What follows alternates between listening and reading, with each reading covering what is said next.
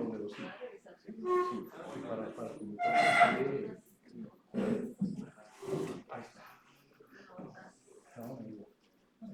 que ahí está. Buenos días. Vamos a iniciar con la cátedra Dr. Arturo Rico Bobbio y pues es necesario darle un poco de encuadre y racionalidad a esta iniciativa que hemos tenido. Y es necesario decir que la propuesta filosófica del Dr. Arturo Rico Bobbio sitúa al cuerpo como el horizonte originario de toda posibilidad educativa, no como un soporte biológico ni como un instrumento operativo, sino como el ámbito primordial donde acontece la experiencia, la presencia y la inteligibilidad del mundo. En su teoría del cuerpo, la formación no se reduce a la transmisión de saberes. El proceso formativo emerge como un ejercicio de reconocimiento de la corporeidad propia y ajena, en la que se entrelazan percepciones, afectividades, actos y sentidos. Al asumir que el cuerpo es la primera condición de apertura al humano, el Dr. Rico redefine la tarea docente como un gesto profundamente ético y ontológico. Acompañar la configuración de la presencia, habilitar modos de habitar el mundo y sostener la construcción de significados que solo pueden desplegarse en la trama encarnada de la experiencia educativa. Asuntos que a nosotros como universidad pedagógica son de primordial importancia en el acompañamiento y la formación de las personas que nosotros tenemos aquí en esta institución.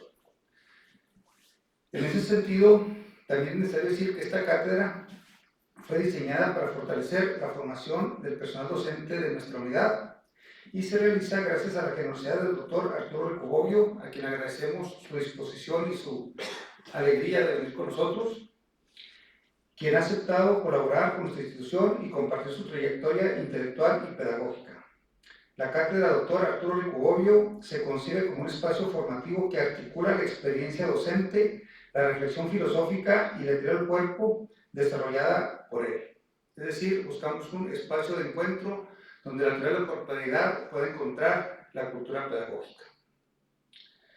El programa busca en conjunto abrir un diálogo profundo sobre la presencia, la fragilidad, la palabra y la formación, invitando a la comunidad académica a explorar cómo la teoría del cuerpo puede renovar nuestra comprensión del quehacer docente y la formación filosófica. Con el propósito de dar un marco académico y formal de apertura a esta cátedra, contamos en nuestro presidium con la presencia de nuestras autoridades universitarias y de los académicos que nos acompañan. Presento en primera instancia a nuestro invitado de honor hoy, el doctor Arturo Rico Bobbio. Bienvenido, doctor. Buen día.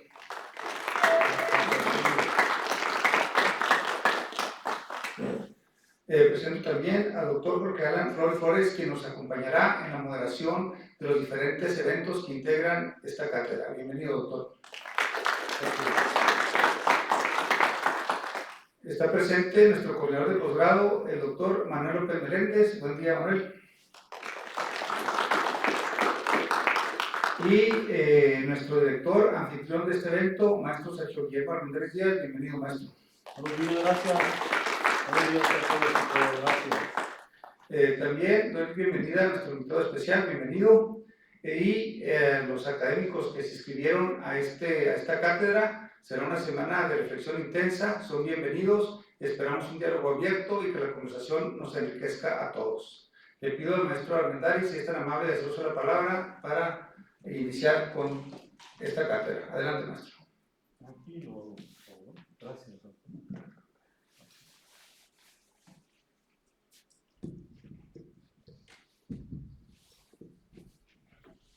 Muchas gracias. Buenos días.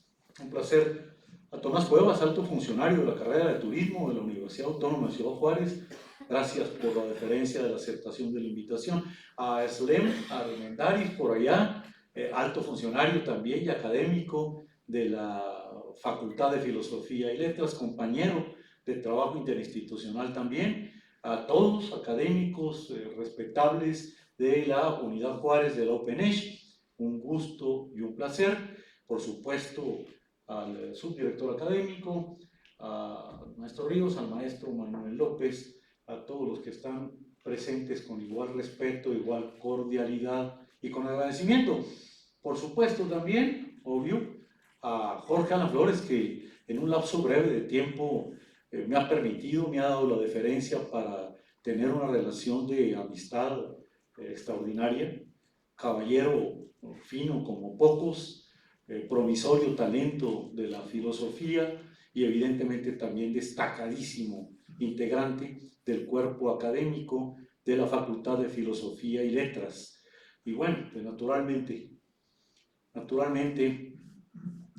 Arturo Rico Bobbio, que no hace falta decir mucho, y cuando hubiera por ahí algún extravío en términos de referenciación, basta entrar al Google o instrumentos por el estilo para que se sepa que Arturo Rico Bobbio es un personaje extraordinario, lo digo tal cual, con una presencia también excelente, ya ha estado aquí, no está por demás hablar rápidamente de su casi cincuentena de congresos mundiales, internacionales, nacionales, de su vasta producción, de su información académica en filosofía, en literatura, en artes, en derecho, donde también es especialista, con un hombre con 57 años de ejercicio, de práctica docente y educativa, llena de logros, llena de marcas de distinción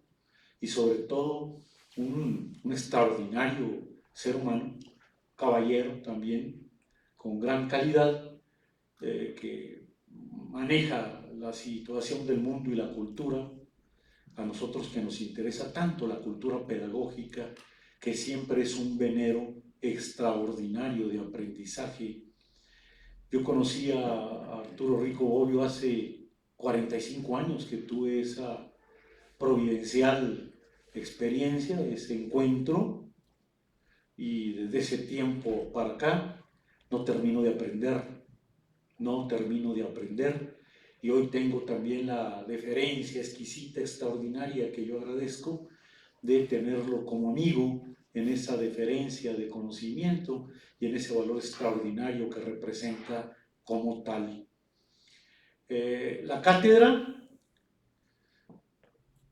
hay que decirlo, es un privilegio extraordinario, magnánimo.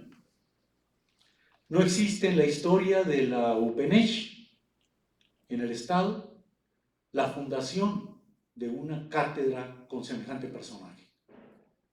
Es la primera. La cátedra Arturo Rico Bobbio que hoy inauguramos es un parto de nuestra institución. Es el nacimiento de otro rango cultural que hace de la universidad una pieza cada vez más valiosa en el concierto de las instituciones educativas de nivel superior en el Estado. Tenemos ese orgullo, tenemos esa gran deferencia. Lo digo con la humildad del sujeto institucional que soy, pequeño, pero también de la suerte que como anfitrión, representante, me da la vida hoy para dar este paso en la institución que se llama UPNESH. La cátedra es eso, una cátedra, algo que se proyecta como un testimonio con el temple del tiempo, con una trayectoria en alto grado en proceso de consumación, que conjunta al filósofo, porque a él le gusta, porque además lo es, que se le reconozca como filósofo, aparte de las muchas otras prendas intelectuales, culturales y existenciales que tiene. Conjunta al filósofo con el maestro, que durante 57 años ha campechaneado, valga la palabra, la filosofía, precisamente con la docencia. ¿Cuánto tiempo en el laboratorio de la experiencia profesional y en el crisol de la vida, porque la filosofía exige ese crisol y exige ese saber vivenciano. ¿Cuánto tiempo Arturo Rico Bobbio viene hoy en estos días de privilegio a manifestarnos cómo conjuga, cómo ha conjugado y cómo conjugará la filosofía con la educación en la docencia? Experiencia sin duda extraordinaria. Y en ese sentido, cierro, quisiera hablar mucho más, pero no debo, basta y sobra con lo muy poco que dije respecto al valor del acontecimiento. Tenemos hoy en tiempos decembrinos,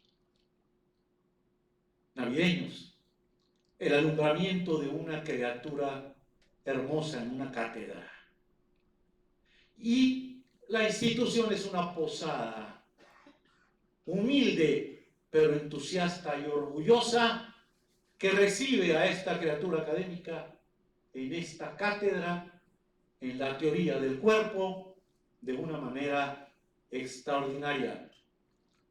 Parimos cátedra como institución de posada, y eso nos engrandece y nos pone sin duda alguna en este liderazgo de cultura pedagógica que yo estoy orgulloso, y siempre lo he estado, de llevar adelante, de representarnos y de agradecerles este momento realmente extraordinario en un parteaguas, en un parto académico que es realmente eso, un alumbramiento. Éxito, Arturo, pues ya hablé de ti, ya se te presentó, no hace falta que se te presente, nada más abrirte los brazos con toda la calidez, con todo el cariño, con toda la admiración que te mereces, y a todos ustedes también. Muchas gracias. Vienen minutos intensos, vienen minutos realmente aurorales con este discurso, esta plática y esta conversación. Que se aprovechen. Gracias.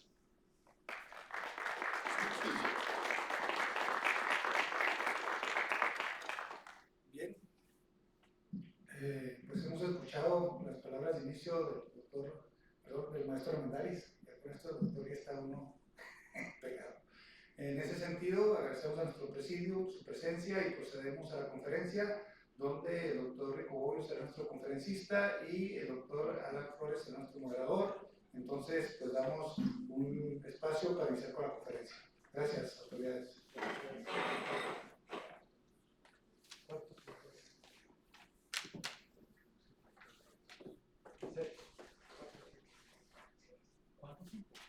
¿Qué tiempo tienes estipulado y programado en términos de... El programa hoy, como fue mandado también al correo de asistentes y participantes, tenemos esta primera conferencia que incluirá la presentación del doctor Rico y el diálogo hasta por 2 horas. Esperamos terminar a las 2 de la tarde, haremos un espacio para comida y tendremos el primer conversatorio de las 3 a las 5 de la tarde. Así está la organización. Adelante, doctor.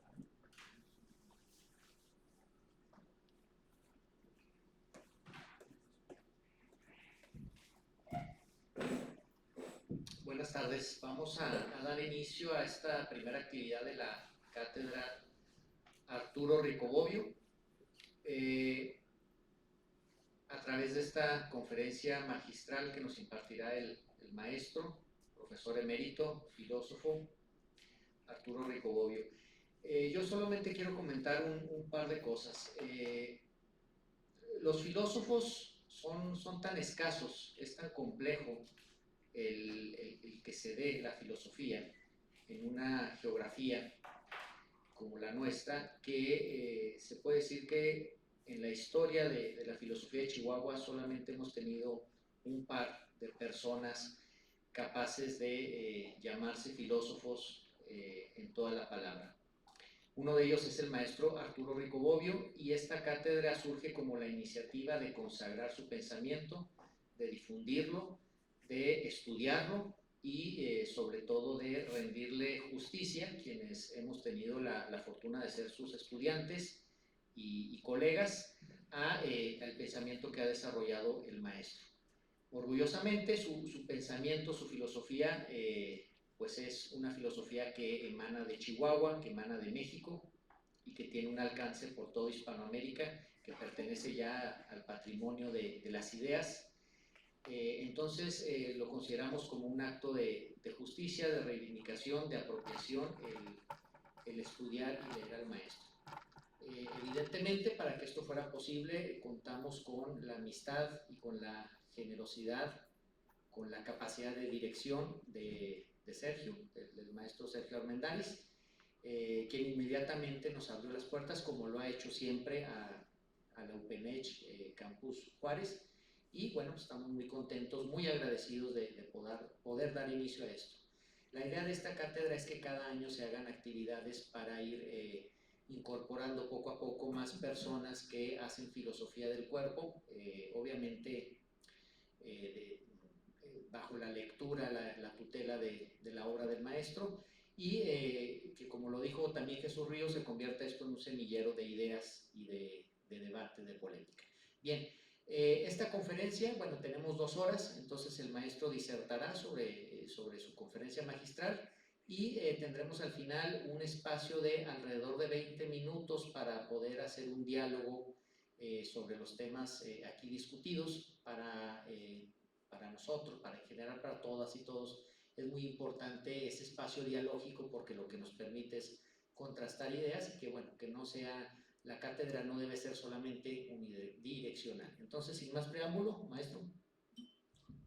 Muchas gracias, Jorge. Quiero agradecer cumplidamente a la UPENECH y a su director, a Sergio Armendáriz, un excelente amigo, el maestro, y bueno, a todos ustedes por estar aquí en lo que yo considero como un reconocimiento quizá a los años dedicados a la cátedra, que es básicamente lo que yo entiendo que debería ser. No siento que haya otro tipo de merecimiento, pero sí una gran necesidad de buscar la opinión de quienes son expertos en educación, ustedes, los maestros, los que tienen una profesión dedicada completamente al magisterio, a pensar y hacer posible la educación.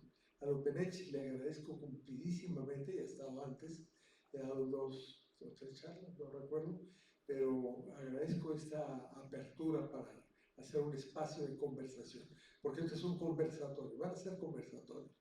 Esto primero es una introducción, ya he hablado sobre el tema del cuerpo, pero quiero puntualizar algunos temas que me parecen que son fundamentales, sobre todo porque el filosofar sobre el cuerpo no es un filosofar estático, es un filosofar que está constantemente renovándose. Pensar el cuerpo no es algo que haya inventado yo, ni que se quede aquí, sino que va a seguir, a mi juicio, desarrollándose en las próximas décadas, porque es un tema que está tomando cada vez más relevancia. Vamos a hablar un poco de algunas categorías, algunos conceptos que creo que son muy importantes para tenerlos presentes y poder dialogar en torno a ellos. Porque el primero, y que para muchos de ustedes ya fue motivo de inquietud, yo creo desde que estuve hablando sobre el cuerpo anteriormente, la gran pregunta, ¿por qué el cuerpo? Vamos a poner unas imágenes rápidas, nada más que nos sirvan como apoyo. Miren, durante mucho tiempo la ontología, la teoría del ser, se dedicó a esa excelente pero muy vaga concepción o categoría que es la de ser. Es cierto que ese concepto de ser que todos, ¿quién no conoce a Parménides? En la formación de los maestros, que siempre muy vasta en humanismo, sabemos que la filosofía griega se estrenó, entre otras cosas, con el concepto de ser. Y el concepto de ser fue una excelente herramienta que duró por muchos siglos como una especie de, podríamos decir, pieza cambiable por diferentes cosas. Porque el ser primero se vio como lo que permanecía, lo que duraba, lo que estaba ahí siempre. Y después, con Aristóteles sobre todo, se le dio una refrescada, un nuevo cambio, y se habló del ser como aquello que finalmente pues tiene no una permanencia estática, sino que tiene cambios. Pero siempre la tradición filosófica griega optó más por la tradición aristotélico platónico-aristotélica que por la de Heráclito y la filosofía del movimiento, del cambio. Bueno, esa es una cosa que yo quiero puntualizar rápidamente porque no vamos a hacer historia y una mala historia de la filosofía, sino rápidamente irnos a lo que pasó después de tanta crítica que la modernidad presentó al pensamiento estático, el escolástico, que buscaba esencias, que buscaba naturalezas fijas, que buscaba lo que permanecía y daba sentido a las cosas. Así se hizo para el ser humano y por supuesto eso repercutió mucho en la educación. Patrones fijos, estáticos de lo que debería ser el proceso educativo, de lo que debería ser la meta de formación de un ser humano con un modelo propio de cada época, de cada sociedad, de cada momento de la historia de la cultura. Pero eso tiene, repito, durante la modernidad una crítica feroz. Sabemos que todos los filósofos que no pertenecían a la tradición escolástica se dedicaban a cuestionar todo lo que era la búsqueda de las esencias de lo estático, porque finalmente la modernidad, con su culto al ser humano, con su preocupación por el hombre, siempre tuvo presente y consciente que el ser humano es un ser dinámico, es un ser que está en cambio, que es un ser en proceso. Y la pregunta era, bueno, ¿en proceso para qué y hacia dónde? Bueno, las críticas vinieron de todos lados y lo dejo pasar rápidamente, la verdad lo dejo así, como una cuestión que la modernidad parecía que había saldado, que había terminado con la ontología, que había acabado con la preocupación por el hombre, porque así lo plantearon varios filósofos, sobre todo del siglo XIX. El positivismo, el marxismo, el historicismo, todas las corrientes más predominantes del siglo XIX descartaron la posibilidad de que se pudiera dar una definición, una conceptualización del ser humano, contracorriente de lo que seguía siendo la preocupación pedagógica, porque un maestro que no tiene una idea clara de qué tipo de ser humano está formando, ¿qué hace? ¿Qué enseña? ¿Hacia dónde dirige el proceso? Hacia principios del siglo XX, hubo un resurgimiento de la preocupación por el hombre a través de lo que para algunos es el pensamiento existencialista, pero sobre todo a partir de un gran filósofo muy discutido, por unos alabadísimo, por otros cuestionado, que fue Heidegger.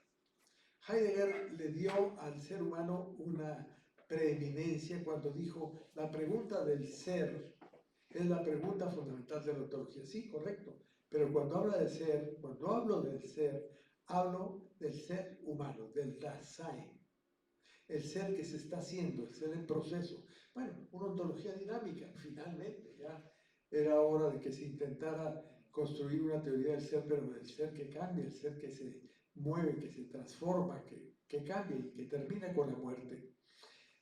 Esa es una especie de introducción para poder hablar de por qué ahora el cuerpo, por qué el cuerpo en lugar del ser.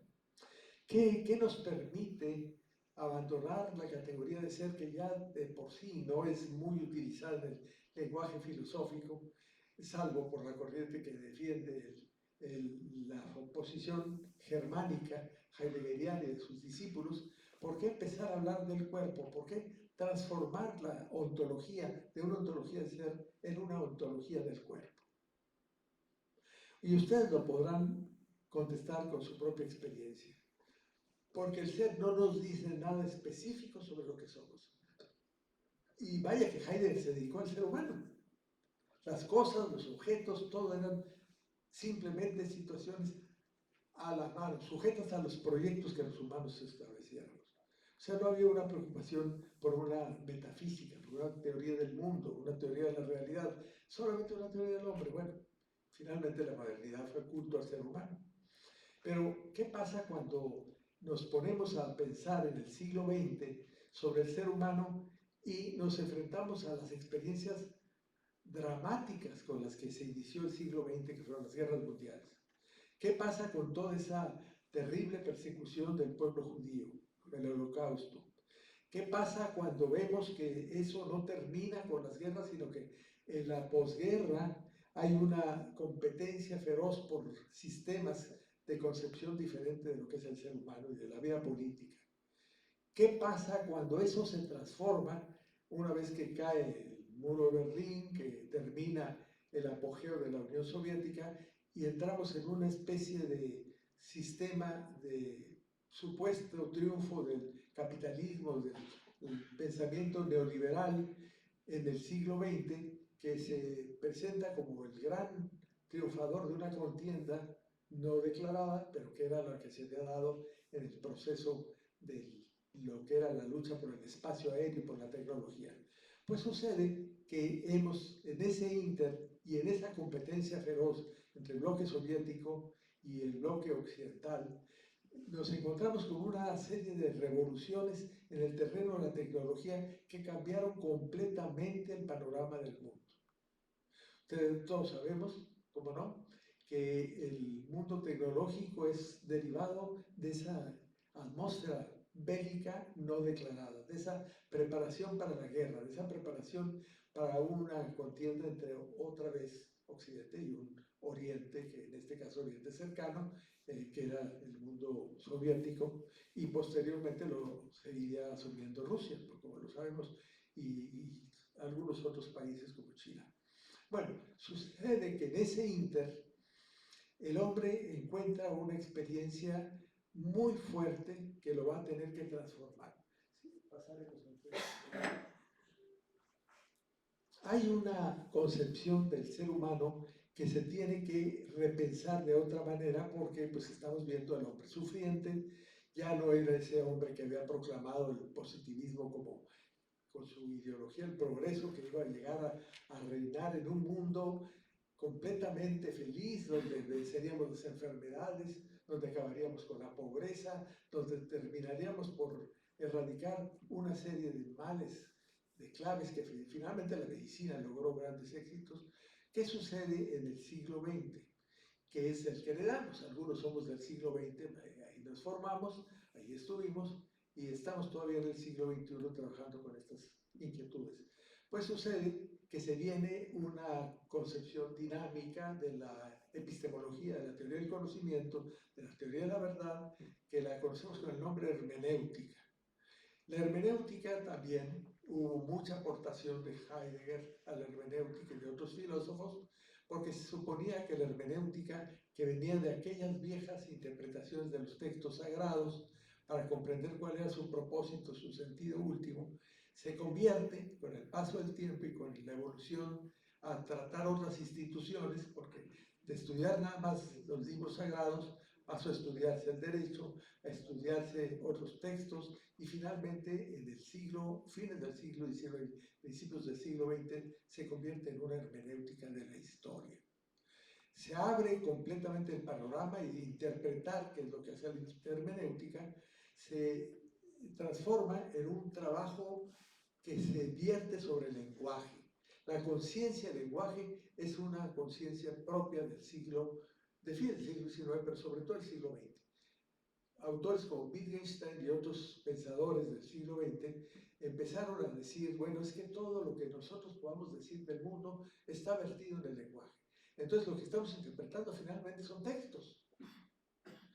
Pero algunos de ellos decían, sí, pero el texto no se puede separar del contexto en el que se da.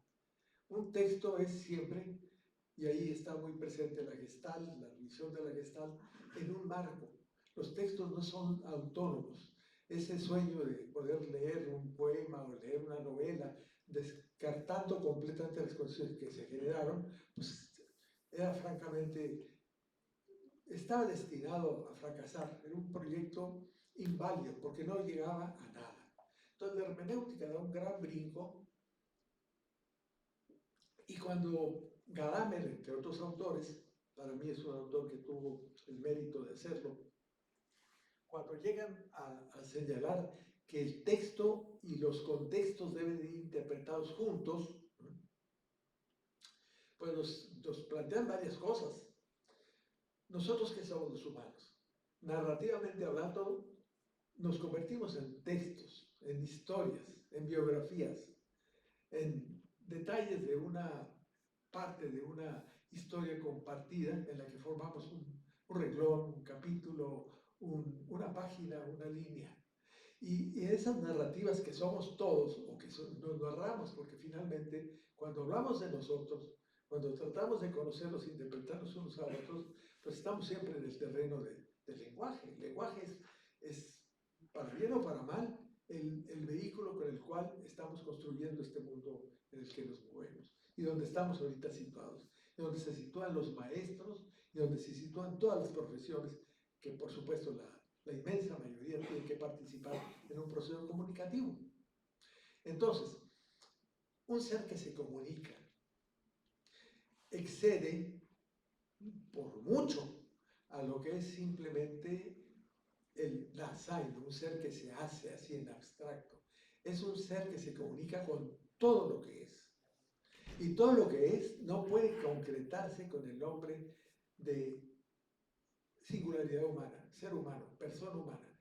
Tenemos que decir que en esa realidad que somos textos y contextos, pues somos algo complejo y somos algo físico en parte y psíquico en su mayoría, en su gran parte, que es lo que podríamos llamar cuerpo humano. El concepto de cuerpo no ha sido siempre manejado de una sola manera. Hay muchas lecturas del cuerpo. Es cierto que cada sociedad, cada época, cada grupo cultural tiene su propia interpretación del cuerpo.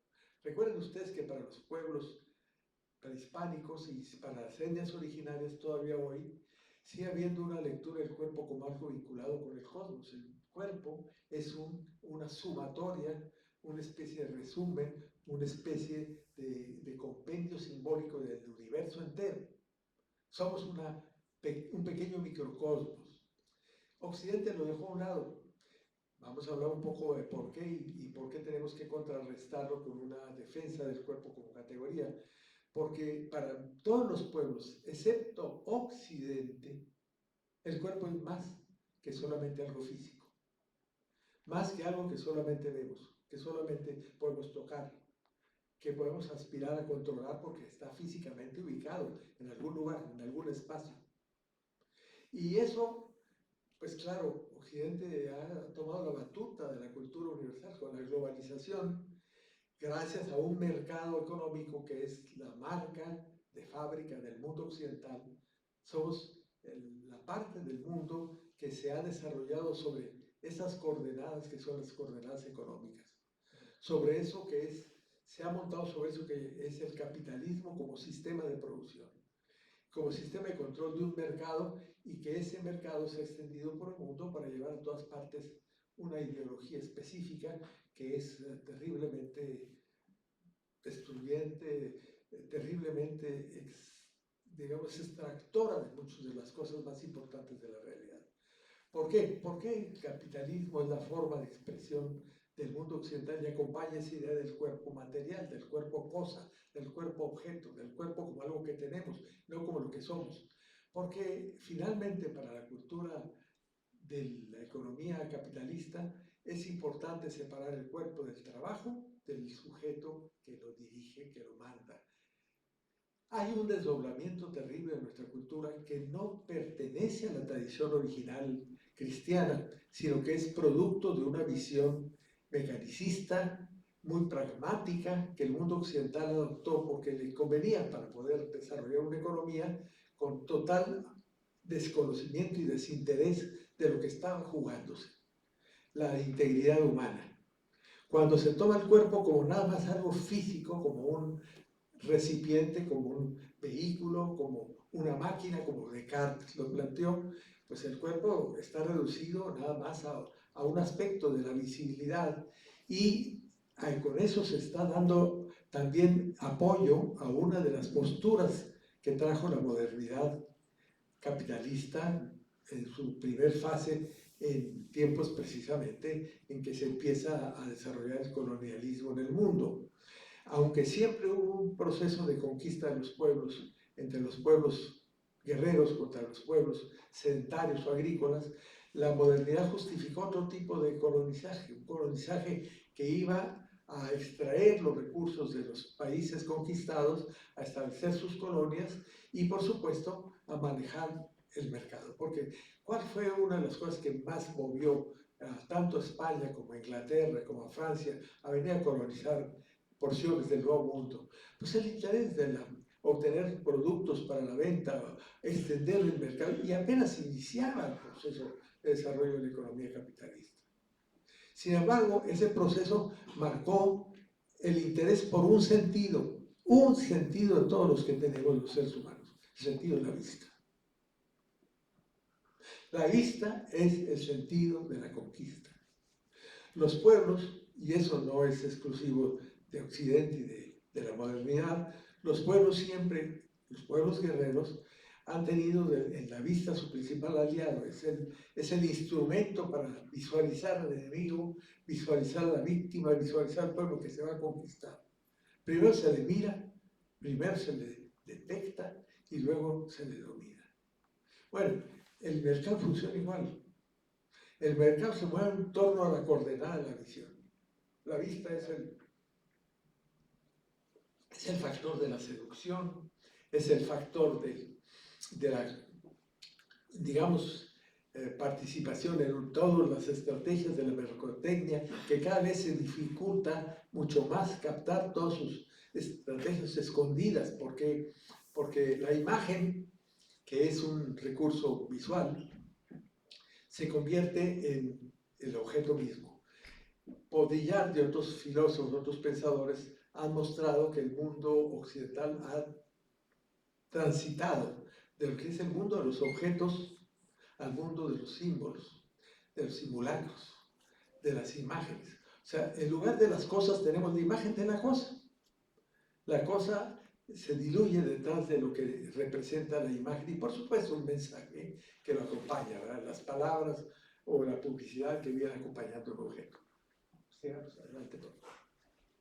Entonces, no hablo de todo, sino nada más de algunas de las cuestiones, sino planteo la cuestión de que mientras que el ser es una categoría débil, el cuerpo se convierte en una categoría fuerte para nosotros. Porque si entendemos el cuerpo ya con todo el bagaje de lo que la ciencia occidental, a pesar de que en su origen, la ciencia aceptaba nada más lo aquello que podía ver, el sistema de comprobación empírica era, tenemos que experimentar todos algo y poderlos, el grupo de los investigadores, situarnos frente al objeto de la experimentación y demostrar que las cosas son así. Bueno, eso evolucionó, la ciencia creció, fue uno de los factores fundamentales de la conquista y de la colonización del mundo, y por supuesto un recurso muy importante de la cultura occidental frente a Oriente, que conservaba las tradiciones, que se apegaba a las cosas, que no quería ampliar el mercado injustificadamente a diestra y siniestra. Lo que sucede es que tenemos que rescatar un concepto del cuerpo dentro de todos los que podemos tener y decir, bueno, si nuestros ancestros, si todavía las etnias originarias siguen pensando en el cuerpo como el sistema total de lo que somos, ¿por qué no retomar el cuerpo como la totalidad del ser, el sistema total de lo que es uno? Solamente un dualismo recalcitrante, solamente aquellos que todavía se aferran a la idea de que tenemos dos sustancias, como Descartes lo planteó, fíjense, a principios de la modernidad, una sustancia que no es material, el alma, y una sustancia que es completamente concreta, el cuerpo, que es materia, y además una materia desprovista de propósito, explicable según sus causas, pero no según sus propósitos o fines. El mundo que la ciencia desarrolló en su investigación fue un mundo desprovisto de finalidades. La naturaleza no persigue fines. La naturaleza es producto de una serie de factores causales que la anteceden. Así fue visto. Bueno, pues resulta que el cuerpo resistió todos esos embates y la medicina poco a poco fue rescatando tardíamente el campo de lo psicológico, de lo mental, porque no podían percibirse. ¿Qué pasó con el psicoanálisis, con la psicología profunda, cuando se planteó como ciencia? No llena los requisitos del quehacer científico. El positivismo lo descartaría completamente. ¿Por qué? Porque no era observable. Sin embargo, la verdad de la investigación honesta de los científicos termina por reconocer que los procesos mentales, los procesos internos y además los procesos invisibles del mundo físico tienen que ser rescatados como verdaderos procesos reales, procesos investigables sobre los cuales hay que construir hipótesis y desarrollar nuestra investigación. Total, hoy por hoy la ciencia reconoce cosas que no puede ver. Los modelos del mundo subatómico no son perceptibles, son completamente hipótesis, pero que funcionan, que es lo importante. La comprobación no es por observación, sino es por ver los resultados de las hipótesis, aunque eso tiene su fragilidad, tiene su temporalidad, puede ser sustituido por otras hipótesis iguales. No quiero extenderme demasiado, recordar nada más que la embestida a favor del cuerpo, o bueno, diríamos, el rescate del cuerpo se empezó a dar con autores como Nietzsche, cuando dijo el alma también es, la conciencia o el alma también son cuerpo.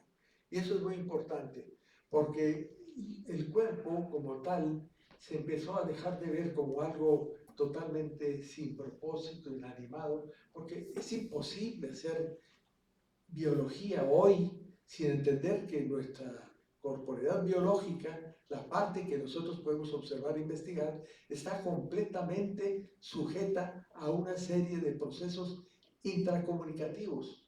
¿Cómo es que nuestro organismo funciona tan excelentemente? Tenemos, por supuesto, deterioros y fallas, sin que haya un orden de parte de la mente, de parte del cerebro, de parte del centro nervioso principal. Bueno, hay una especie de autorregulación. ¿Qué quiere decir? Hay inteligencia en todo lo que está vivo. Hoy por hoy, difícilmente alguien se negaría a pensar que hay una especie de inteligencia vegetal, una inteligencia animal, que en todo lo que, por lo menos en lo que está vivo, hay procesos que tienen una intencionalidad de lograr ciertos resultados. No como los humanos, no como esos efímeros y confusos que nos construimos los seres humanos a base de interpretaciones, pero son cuerpos con propósito. Cuando vemos a un árbol florecer, producir frutos, cuando vemos a un animal criar a sus crías, cuidarlos, alimentarlos, cuando vemos a cualquier forma de la naturaleza proceder en un conjunto de interacciones con otros cuerpos similares o diferentes, vemos siempre procesos inteligentes. Ya es por demás querer seguir sosteniendo ese antropocentrismo, esa idea de que solo el ser humano es el único ser que piensa, es el único ser que se dirige a través de procesos inteligentes. Yo a veces me pregunto, y se los digo a ustedes que como maestros me podrán corroborar, si somos más inteligentes que los animales y las plantas, cuando que nosotros nos equivocamos una y otra vez y ellos no se equivocan salvo por excepción.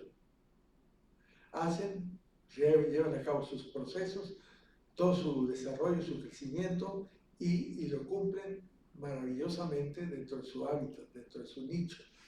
Y nosotros nos la pasamos interpretando. ¿Qué pasó? ¿Por qué el ser humano es, en su supuesta superioridad narrativa, es el más falible de todos los seres que ocupan el universo? Y esa falibilidad la vemos cuando vemos las barbaridades que estamos haciendo en el siglo XXI. El siglo XXI es un siglo donde, supuestamente habiendo superado muchas cosas, habiendo logrado grandes avances de la ciencia y la tecnología, seguimos teniendo sociedades completamente fragmentadas, con minorías privilegiadas y mayorías desposeídas, donde seguimos viendo países en guerra unos contra otros. ¿Qué puedo decir sino lo que estamos viendo? Donde hay un consumo absurdo y sin sentido de drogas y de sustancias que son para nuestro daño, en vez de seguir la sabia indicación del conocimiento de la medicina, de la biología, para cuidar nuestra integridad corporal. ¿Por qué vemos al cuerpo como si fuera algo que tenemos a nuestra disposición y discrecionalidad? ¿Por qué entendemos como si los cuerpos fueran solamente objetos sin propósito y nos atribuimos el derecho a tomar una decisión? ¿Qué es lo que está pasando? Está pasando que estamos fragmentados, que somos cuerpos fragmentados porque no acabamos de entender que somos un sistema único y que obramos totalmente conforme a interpretaciones que nos hemos construido y que no son precisamente las más adecuadas. Seguimos con las imágenes. Lo primero, les planteo algunas tesis rápidas porque vamos a tener oportunidad de interactuar hoy, ahorita, más tarde, sobre esto y ver qué tanto puede tener esto consecuencias para la educación. Algunas tesis para construir una hermenéutica corporal. El cuerpo es parte de un sistema total de cuerpos. No tenemos posibilidad de existir si no es integrados en un universo que nos sostiene y que evolutivamente nos forjó, porque provenimos de una evolución de un mundo inorgánico que gradualmente dio origen a la vida, y la vida avanzó, evolucionó de una especie a otra hasta llegar a la especie humana. ¿Qué pasó? Que el ser humano se atoró. ¿Por qué no siguió el proceso evolutivo con el éxito, con la precisión con la que algunos de los procesos se dieron a lo largo de siglos, de milenios? Bueno, pues que nosotros somos distintos en que tenemos capacidad para pensar, y esa capacidad nos lleva a interpretar lo que nuestro cuerpo nos pide. Y como el cuerpo lo vemos como una cosa secundaria, como si fuera una posesión, decimos que tenemos cuerpos. Yo he oído gente que desde una posición materialista, monista, que no admite la existencia del alma, sin embargo dice: yo soy dueño de mi cuerpo y hago con el cuerpo lo que sea. Si soy dueño es que soy un propietario y el cuerpo es una posesión.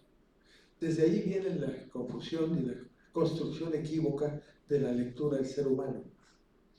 El Dasein de Heidegger, que era finalmente una visión también muy abstracta del ser humano, pues, si lo vemos como una especie de, vamos a decir, la corpa, o sea, un cuerpo en proceso, un cuerpo en movimiento, un cuerpo en transformación, nos cambia completamente la lectura del hombre. Tenemos que aprender a verlos de una manera integral. Entonces, todos los cuerpos están en cambio, no hay ni uno que no cambie, pero hay ritmos temporales diferentes. Estas mesas durarán, como decía Borges, más allá de nuestro olvido, no sabrán nunca que nos hemos ido. Su tiempo es largo, su tiempo nos excederá, nuestro tiempo es más finito, es más corto, pero de todas maneras están en cambio, todo está en el proceso de la entropía, en el proceso del deterioro, del desgaste, de la transformación, de la oxidación. Los seres vivos todos tienen una temporalidad diferente, hay ritmos temporales distintos, pero todos los cuerpos están en cambio. Para conocerlos, ¿qué podemos hacer? Primero hay que reconocer que todos los cuerpos son diferentes, todos, humanos y no humanos, ¿eh? Ahí es otro prejuicio de una sociedad capitalista. El capitalismo funciona porque toma los cuerpos como clases de cuerpos, como grupos. Entonces a los grupos les da las mismas cualidades.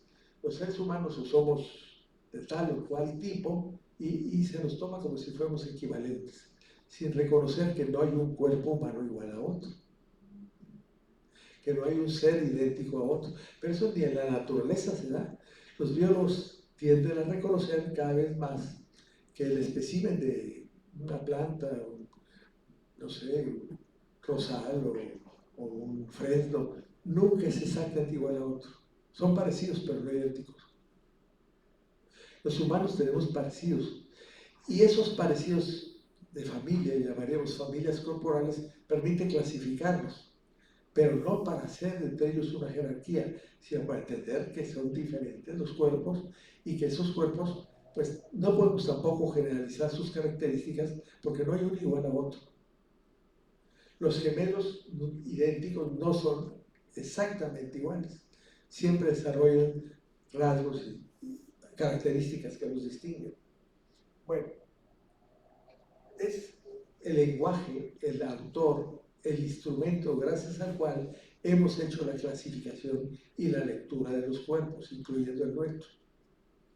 Y el lenguaje pues tiene pues la posibilidad de ser una maravilla para poder darnos razón de las cosas, pero también una trampa terrible, porque el lenguaje nos permite hacer caso omiso a las diferencias.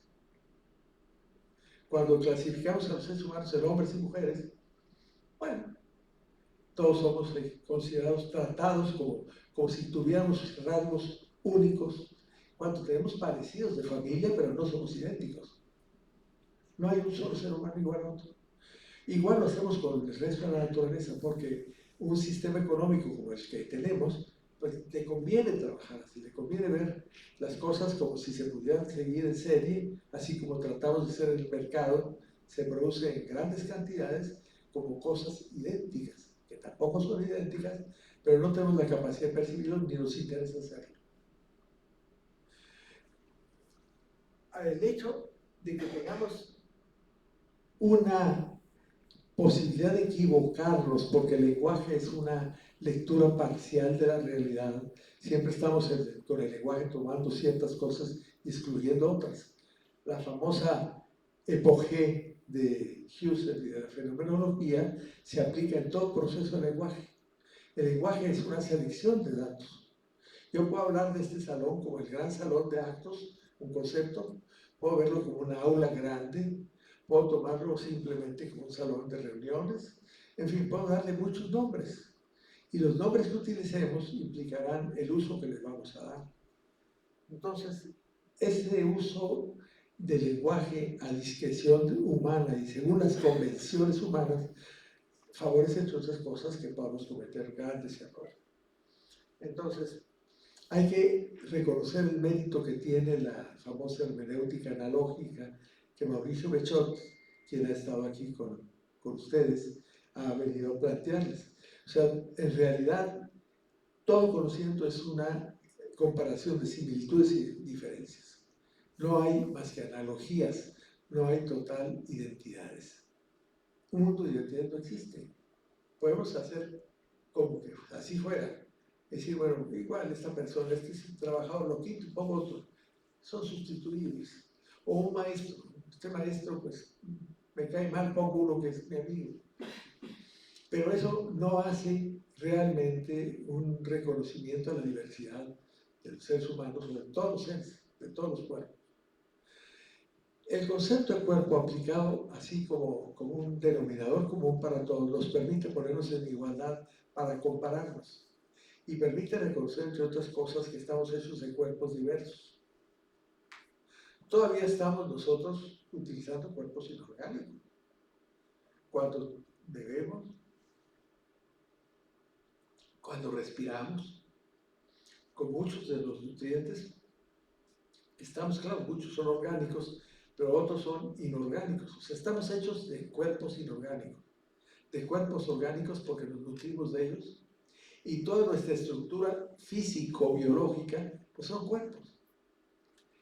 Ahorita quiero pasar una imagen que les recuerda un poco eso. Si quieres, vemos otra. No quiero extenderme mucho para iniciar el diálogo, pero pasamos a otra imagen.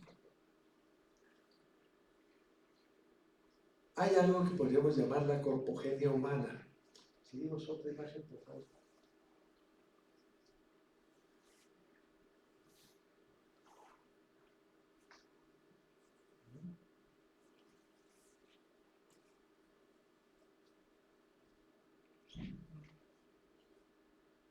¿Quién que se dedica a la educación desde el nivel inicial de la vida hasta el nivel superior no tiene conciencia que somos seres que estamos cambiando y que cada etapa de la vida es una etapa corporal distinta? No somos iguales a nuestros primeros años, ni somos iguales a los últimos que tendremos. Vamos evolucionando. La corpogenia es una transformación de la forma, a lo que hemos dado mucha importancia, porque nuestra cultura es una cultura visual, vuelvo a lo mismo, especialmente a la forma corporal. Y la forma corporal no corresponde con el interior. Nosotros podemos tener un aspecto, podemos estar discapacitados físicamente, tener un accidente, envejecer, como es normal, y sin embargo nuestra mente, nuestro pensamiento, nuestras emociones tienen otro ritmo corporal. Entonces, ¿qué es lo que pasa? Que somos productos de algo que podríamos llamar un enjambramiento corporal. Toda formación, recuerden ustedes, a partir del cigoto, del óvulo fecundado, es multiplicación de células. Esas células se multiplican muchas veces y se van especializando siempre con el aprovechamiento de otros recursos corporales, los nutrientes, los alimentos que nosotros tenemos que incorporar para nuestro desarrollo, e incluso algunos habitantes de ese cuerpo que nosotros supuestamente hemos considerado como nuestra parte instrumental y que son parte de la vida. los intestinos, en muchas partes del organismo humano, habitan cuerpos menores, diminutos, minúsculos, que son parte de la existencia y que son indispensables para nuestra vida.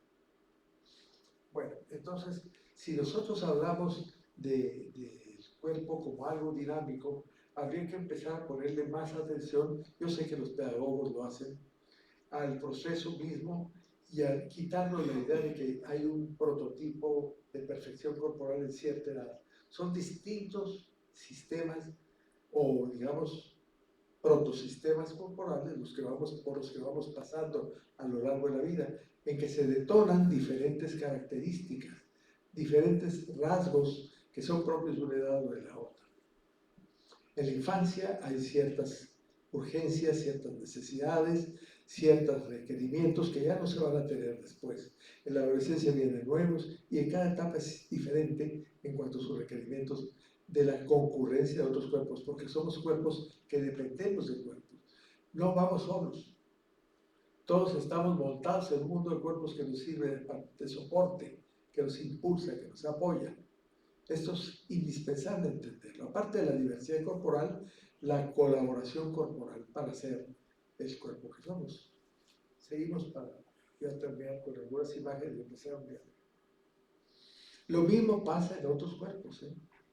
Lo mismo podríamos hacer si fuéramos un poco menos antropocéntricos, si dejáramos de tener ya ese culto, esa idolatría del ser humano como el cuerpo por excelencia o la realidad por excelencia del mundo, que en parte para eso sirvió el dividir al hombre en alma y cuerpo, porque podemos decir es que somos distintos al mundo, tenemos algo que no tiene el mundo. Pues nada, estamos hechos de lo mismo que todo el mundo. Y si alguien se aferra todavía a la idea de alma, pues retomemos que hay culturas que siguen diciendo que las plantas, los animales y hasta las cosas, las piedras, poseen un alma, poseen un espíritu, poseen un interior. Porque lo único que corresponde a ese nombre es la interioridad de los cuerpos. Los cuerpos tienen una parte visible y una parte invisible. Aquí yo veo caras, rostros, cuerpos físicamente acomodados, pero desconozco sus ideas, sus pensamientos, sus emociones, lo que los trae aquí, su actitud, lo que piensa sobre esta exposición. No lo puedo conocer, es la parte invisible del cuerpo que cada uno es. Y de lo que yo digo, bueno, pues parto de lo que en este momento brota al instante de la comunicación, pero hay también muchas cosas que están ahí, las lecturas, las influencias, todas aquellas autoridades, pensadores, experiencias que vinieron a formar la posibilidad de hablar de una filosofía del cuerpo y defender que somos cuerpos totales, sistémicos, integrales. Lo mismo pasa con todos los cuerpos. Y aquí vamos a tomar una imagen última vez, porque esto sí es importante también señalarlo. Entonces, ¿cómo vamos a procesar, cómo vamos a estudiar los cuerpos que no sea a través de su forma? Occidente ha estado estudiando el cuerpo humano anatómicamente, fisiológicamente, o sea, a través del cuerpo como algo que está visiblemente dado. Esa es la lectura que Occidente toma del cuerpo. La que puede captar una cámara, la que puede captar un diagrama, la que puede captar un proceso esquemático, analítico y no para nada dinámico. La fisiología corporal es echar a andar la máquina que ya primero se anticipó y se precisó. Pero se pierde el sentido de que hay una unidad en todo esto. Si músculos, nervios, forma esquelética, fascia, todo lo que orgánicamente la medicina ha venido señalando que somos como cuerpos, lo tomamos en cuenta en conjunto, somos un proceso dinámico que alguien podría decir es milagroso.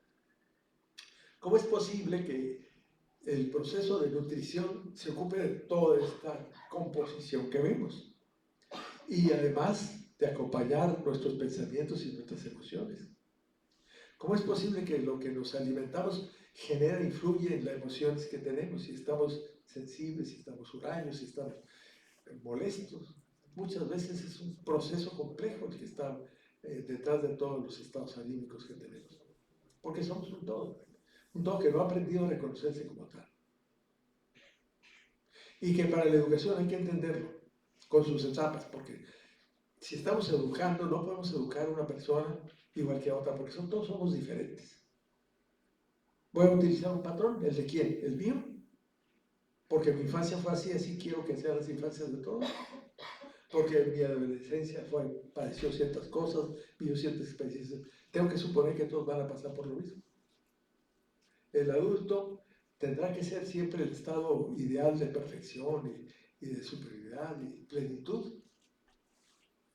Eso lo estableció el mundo occidental porque para el trabajo, la etapa del adulto es desde la juventud, ya ahora se prefieren los jóvenes que los adultos, por el rendimiento físico, por la capacidad de trabajo, pero no precisamente por una plenitud humana, de experiencia, de existencia. Entonces, ¿cómo vamos a procesar la educación? Todavía a partir de una separación entre alma y cuerpo, entre yo y mi composición orgánica, o vamos a entender que el cuerpo es un todo y tenemos que aprender a manejarlo con otras herramientas. Otras herramientas conceptuales. A lo mejor tenemos que aprender de Oriente también, porque Oriente sí ha conservado la idea de que el cuerpo es un todo, ¿no? O son varios cuerpos como capas, como en el hinduismo, o somos un solo cuerpo, pero con varios centros, como en el caso del yoga. Y las etnias, nuestras etnias originarias, que todavía están muchas vigentes, tienen otras maneras de concebir el cuerpo. Y hablan de fuerzas como en el pensamiento náhuatl, en donde el cosmos está representado en cada una de las partes del organismo, porque no ven el organismo como una máquina,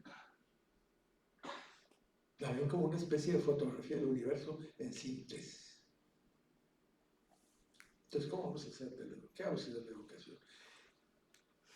He manejado, gracias al apoyo de otros autores que forman parte de mi acervo de experiencia, el concepto de necesidades de Maslow y de capacidades que trabajan a otros autores como Martha Nussbaum o Amartya Sen. En fin, es un tema que falta por trabajar mucho. Occidente le puso mucho tiempo atención a ciertas capacidades. El hombre, animal racional. La racionalidad es una capacidad. El hombre como ser dotado de libertad. La libertad es una capacidad circunscrita a las circunstancias. ¿O qué? La emoción es lo distintivo del ser humano.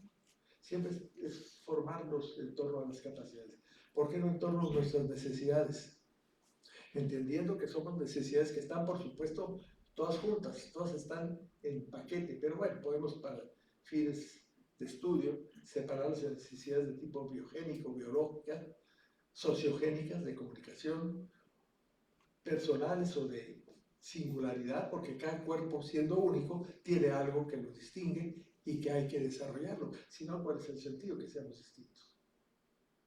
Y el tipo espiritual, que lo llamamos, que es de pertenencia a un grupo, a algún sector, a algún equipo, a algo, porque el ser humano no tiene sentido si no está engarzado en alguna sociedad. No lo entendemos, porque Occidente la modernidad fue individualista, fue un culto del individuo, no fue un culto de la sociedad. Y por supuesto tampoco estamos con un modelo de tipo colectivista que descarta la peculiaridad de cada uno. Si somos únicos, una sociedad que no respeta la singularidad humana, pues es una sociedad que atropella. Igual que el individualismo de nuestras sociedades occidentales, que atropellan también la singularidad, pero porque la uniformizan a través de criterios que tienen que ver con ciertos esquemas de trabajo, de empleo.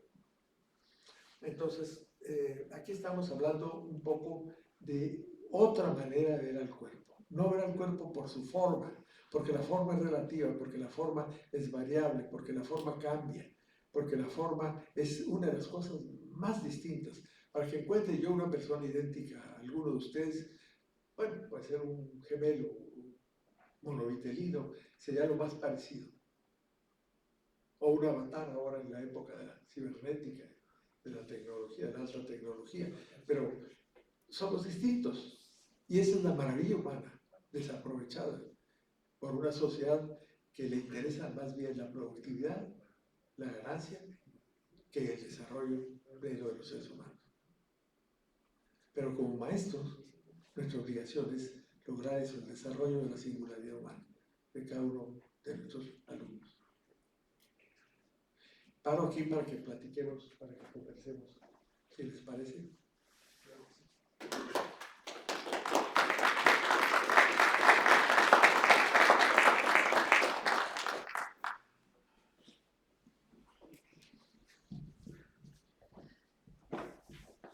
Bien, vamos a dar pie a la conversación. Si alguien tiene alguna, sí, algún comentario, opinión, pregunta que quisiera hacer.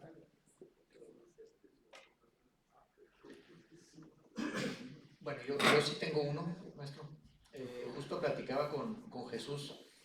En todo este auge tecnológico en el que estamos, ¿qué lugar tendría dentro de tu teoría, de tu filosofía, todas estas manifestaciones corporales, corporales entre comillas, en la esfera digital, tales como avatares, réplicas de características humanas, etcétera? Es decir, si son cuerpos aparte, si son extensiones del propio cuerpo, etcétera. ¿Qué lugar que tendría todo esto y cómo se relaciona con la teoría de la corporeidad? Bueno, yo empezaba a abordar eso en una segunda parte, quizá en la tarde, pero qué bueno que surge ahorita. Lo que pasa es que hay cuerpos que están ahí, que no somos nosotros los autores, y hay cuerpos que nosotros producimos.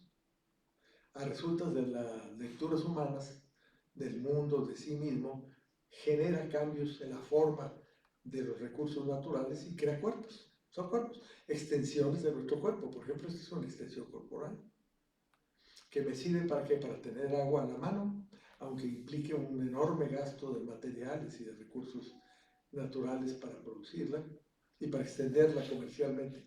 Pero son extensiones del cuerpo. Las extensiones del cuerpo son producto de la interpretación que nosotros mismos hacemos de nuestro cuerpo. Entonces hay buenas y malas. Unas nos perjudican, otras nos ayudan. Unos nos hacen la vida muy cómoda, pero perturban el entorno. Otras son producto de, pues, el interés de lucro. Si yo invento algo, construyo algo, y eso se puede vender en una sociedad que está regida por el mercado, desafortunadamente estamos en un mundo regido por el mercado y por los grandes capitales, los grandes intereses, las grandes empresas, pues entonces a lo mejor las extensiones que yo produzco, muy vendibles, como los celulares, como las laptops, como toda la tecnología de hoy, son extensiones, porque intensifican o frenan algunas cualidades del cuerpo que tenemos, que somos. O sea, realmente yo a través de los lentes los puedo ver mejor, sin ellos veo un poco mejor. Una laptop me permite comunicarme con otras personas o traer información aquí. Un celular me permite captar todas las ondas que están aquí en el espacio y que me traen mensajes de todo el mundo, porque aquí hay información que está circulando por todo el planeta. Entonces, son extensiones corporales, colectivas, sociales, porque yo puedo tener una extensión corporal personal. Bueno, alguien la hizo, lo hicieron muchos, la ropa que traemos es una extensión del cuerpo que soy, producto de una interpretación de qué necesito. Y a lo mejor muchas veces interpretamos que necesitamos cosas que no necesitamos. Y ahí está el problema de la sociedad tan, podríamos decir, irracional, que rige un mercado que lo único que le interesa es vender bienes, productos, servicios. Entonces, realmente, ¿cuántas cosas que hemos hecho los seres humanos son las que están acabando con el planeta? Desde que empezaron a cortar, talar los bosques para armar los barcos para la guerra, y estamos hablando de la antigüedad, ahí empezó el ser humano a ser un devastador de la naturaleza. ¿Por qué? Porque no puede hacer las cosas más que con recursos que ya están. O sea, cambiar un cuerpo para hacer otro cuerpo. Esa es la regla. Aquí habrá elementos químicos, artificiales y otros naturales. A lo mejor algunos son de extracción animal y otros son sintéticos. Bueno, son productos que hemos hecho con los recursos naturales para extender ciertas facultades. Quitarme el frío, el calor, en fin. Comunicarme con ustedes a través de un sistema que amplifica mi voz y permite que se escuche. o trasladarlo a través de internet a otras partes del planeta. Por eso les digo, siempre me ha causado mucho impacto y se los digo a mis alumnos. Piensen que aquí está el mundo entero, porque lo está.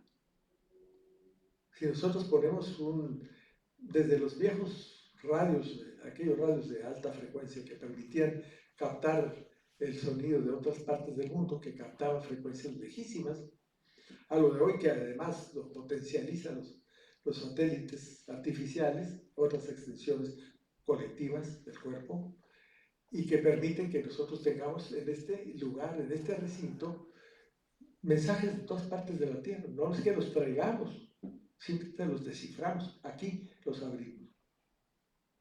Entonces, son extensiones corporales.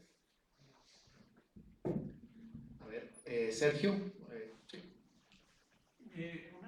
Una inquietud que tiene que ver más con mis intuiciones que con mis conocimientos, Arturo. El mismo lenguaje sistémico genera una visión de positividad, como que daría la impresión de que todo tiene acomodo, nomás que hay que buscárselo, ¿no? Y que todo tiene acomodo, porque la lógica permite la positividad, la afirmación, la lógica clásica. Pero fenómenos como los mismos anticuerpos de denominación así, la existencia en la conflictividad y en la negatividad, y la existencia como de cierre de ciclos de especies. Yo siempre me he preguntado, no sé de manera que es tan sabia, pero sí a partir de la afectación de repugnancia que me causa, ¿cuál es el sentido de las garrapatas? ¿Dónde inicia su ciclo? ¿Dónde termina su ciclo? ¿Cuál es la ontogenia de la garrapata? ¿Y cuál sería el aprovechamiento providencial de la misma? Me repugnan, porque ahí están y son parásitos. ¿Pero acaso la garrapata tiene un sentido sistémico? Me he llegado a preguntar de una manera quizá muy idiota.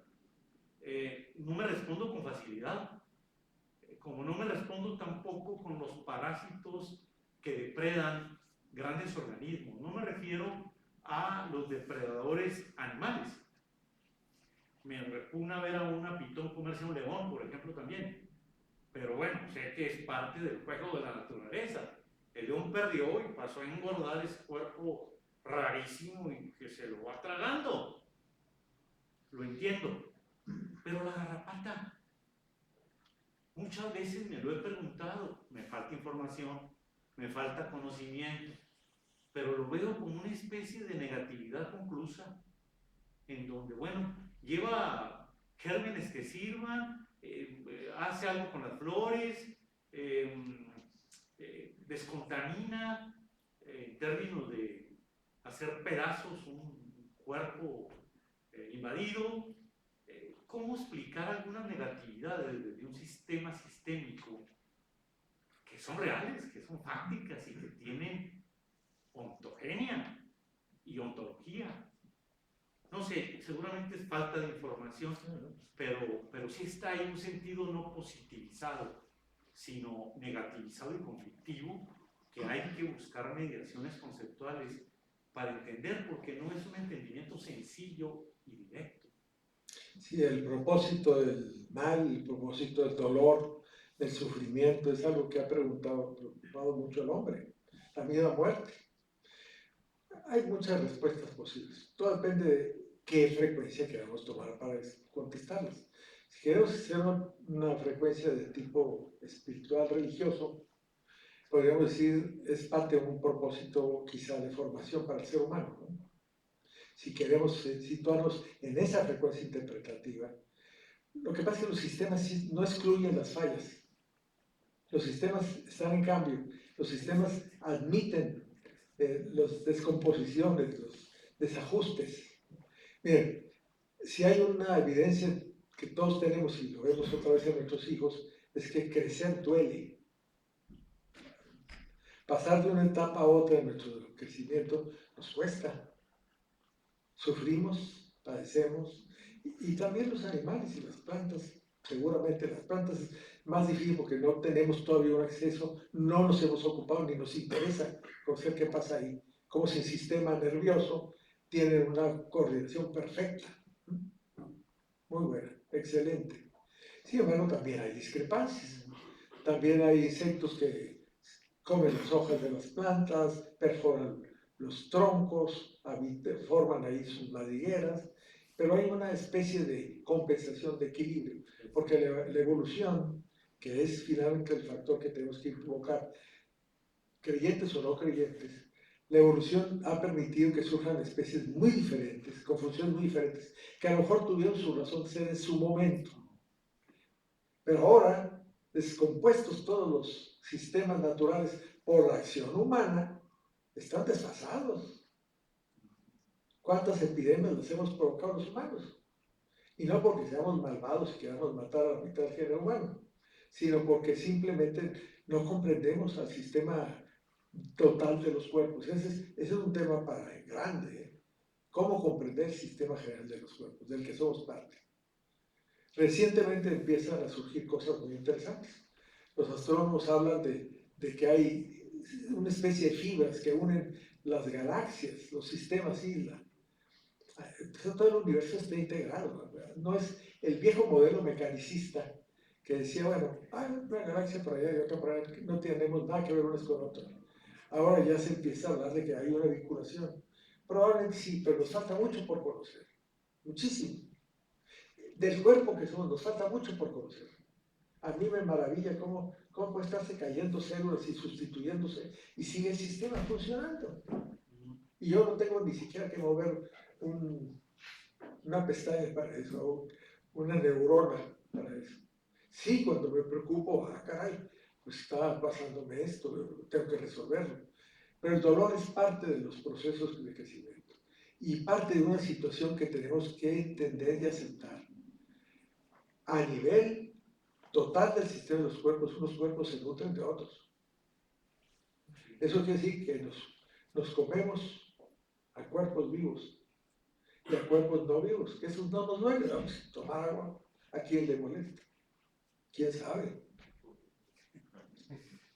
Pero sí es cierto que el dolor y el sufrimiento son ingredientes que tenemos que aceptar. Lo que pasa es que es otro de los sistemas que nos han vendido, bueno, sistemas no, de las estrategias que nos ha vendido el mercado. No sufrir, no padecer, que no nos duela nada. Para eso tenemos analgésicos a pasto. Cualquier molestia la neutralizamos. Estamos nerviosos, tomamos una pastilla.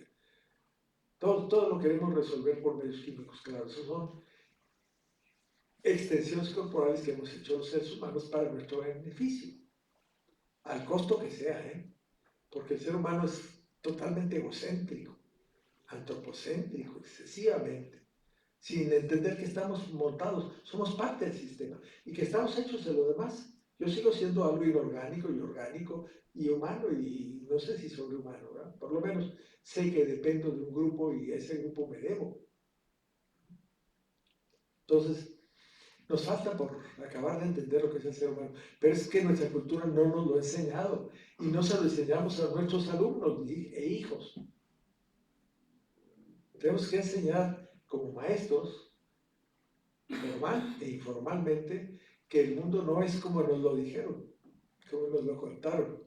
Con esos cuentos de hadas que nos contaron donde había solo seres humanos y los animalitos humanizados, hablándonos y diciéndonos cosas. No, tenemos que entender que nosotros hemos querido imponer nuestra huella en el mundo sin ningún respeto a los otros sistemas corporales, familias corporales. Deberíamos hablar de familias. Utilicé una frase que no expliqué, pero la vamos a explicar quizá en el siguiente conversatorio, que es el famoso enjambramiento. Somos un enjambre. Les dejo la frase para que la piensen, a ver si es cierto que somos un enjambre o no. Yo digo que sí. Arguménteme que no. Y un enjambre no solo físico, ¿eh? ¿Cuántas ideas tenemos? Pedagogos, literatos, cosas que hemos ido tomando de aquí y de allá, que han entrado a formar parte de mí. de la parte no visible del cuerpo que soy. Y el cuerpo que soy, ¿cuántas cosas están ahí? Entonces, un enjambre. Cada uno un enjambrito de un enjambre mayor. Pero aprendamos a vernos sistémicamente dentro de sistemas mayores y aceptemos el costo. Porque el costo es, en buena parte, negar nuestras individualidades, no nuestra singularidad. Eso es importante. La singularidad de cada ser humano habría que exaltarla, fortalecerla, porque es la aportación. Que no haya una persona igual a otra, o un ser de ninguna clase, igual a otro, pues es algo importante a pensarlo y usarlo. Pero de ahí a que haya descartables, no. Las guerras son absolutamente atropellos contra la más mínima, no solamente concepción humanista, sino aún una visión de los cuerpos más salvaje, más simple. Matar seres humanos, ya sean rusos o ucranianos, israelitas o palestinos, es una barbarie en pleno siglo XXI. Y nos quedamos callados, porque además esta sociedad regida por el mercado lo convierte en espectáculo, en noticia. Ahí vamos a ver quién gana, a quién apuestas. ¿Sabes de parte de Putin o de parte de Zelensky? Tenemos una allá arriba y luego... Gracias, Arturo. Yo nada más como una duda y una pregunta. ¿Qué tanto tiene que ver el espejo en la corporalidad de nuestro tiempo? Ver la belleza, vernos, compararnos. Y luego, me fui hasta los griegos. Compañero, ¿podrías acercarte un poco más porque no se escucha? ¿Ah, no? Sí. Sí, es importante. Pues déjame hablar de acá. Sí, por favor. Estaba hablando del espejo porque me acordé ahorita de un libro de historia de la Cantá, de Humberto Eco. Entonces, ¿qué tanto han influido los espejos en las corporalidades nuestras, tanto de la modernidad como de la posmodernidad, ¿no? La modernidad que flexibiliza los grandes relatos modernos. ¿Y qué tanto se ha recurrido en esta belleza, búsqueda de la belleza con el espejo, que es el instrumento, aquella belleza que buscaban los griegos, Platón, Génesis, todo ese tipo de gente? ¿Hay alguna secuencia entre las corporalidades de la belleza de los griegos, Platón y Aristóteles, y nosotros, que aquellos no tienen tantos espejos como nosotros, ¿no? Eso más o menos sería una como duda práctica de nuestra pregunta. Sí. El tema de la belleza, toda la cuestión que aborda la estética, es compleja, porque la belleza depende de muchos factores interpretativos.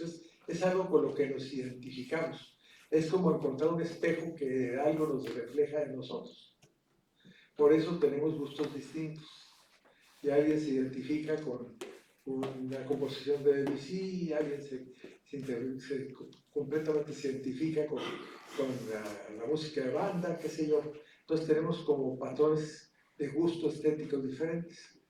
Lo que pasa es que las sociedades tienden a hacer crear jerarquías, porque estimulan ciertas manifestaciones, las difunden más, las premian, las acompañan, y claro que sí tienen cierta razón de ser el que las emociones que nos produzcan aquello que es artístico, artesanal, sean más completas. Me gusta mucho lo que dice Octavio Paz cuando habla del efecto del arte en el ser humano. Cuando algo nos conmueve artísticamente, lo vemos, no importa si sea arte clásico o no, arte griego o arte moderno, pero cuando algo nos conmueve artísticamente, dice, nos hace salirnos de la cotidianidad, del tiempo ordinario, nos ponemos en un espacio no ordinario. ¿Qué quiere decir eso? Como que de repente se borra el mundo. Estamos disfrutando una melodía, de un poema, de un paisaje, de una vista, de un atardecer, y por un momento nos olvidamos de todas las cuestiones prosaicas y nos sentimos como que se justifica nuestra vida. Estar aquí para disfrutar de esto vale la pena. Entonces, habla de algo que está dentro de necesidades básicas, ¿eh? Una necesidad profunda de integrarnos en algo superior.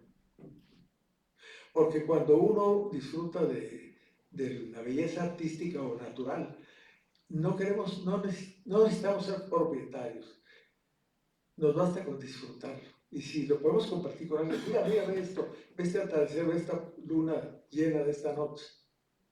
Y bueno, es algo que es extraordinario sentir que podemos compartirlo con alguien más, porque hay una comunicación, hay una comunión. Es algo que hemos desperdiciado mucho los occidentales, la capacidad de gozar juntos, de compartir juntos. Es algo que sí lo tienen muchas otras culturas, pero el occidental, como el proprietarista, ¿qué quiere? Esto es mío. Yo tengo esta pintura de Remedios Varo, tengo no sé, una obra de Frida Kahlo, tengo un libro, bueno, ahí es más difícil ser dueño exclusivo, ¿verdad? Porque los libros se reproducen en grande.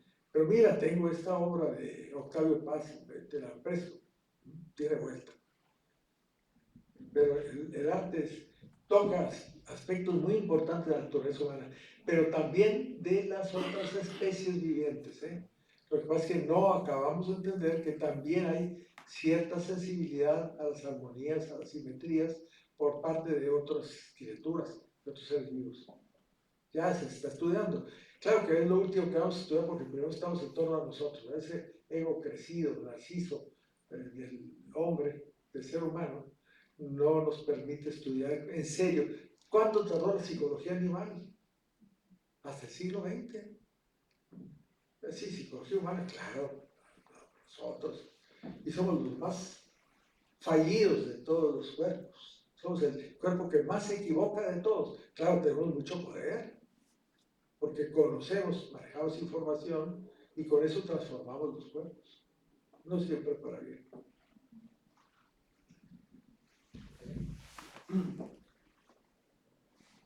Sí, bueno,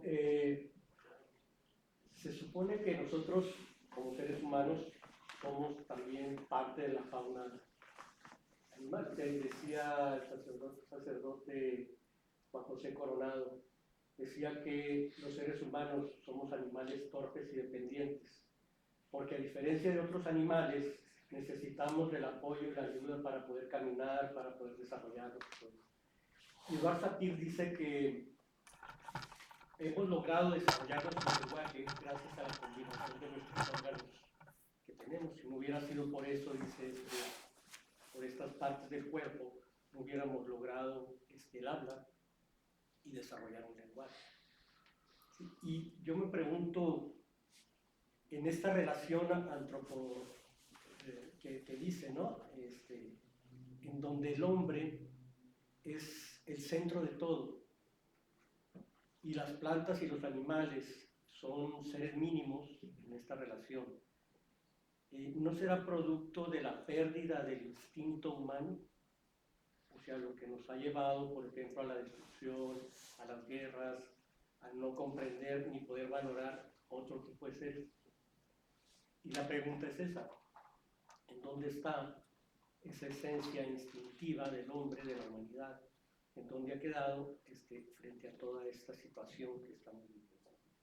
Sí, bueno, el tema da para mucho, ¿eh?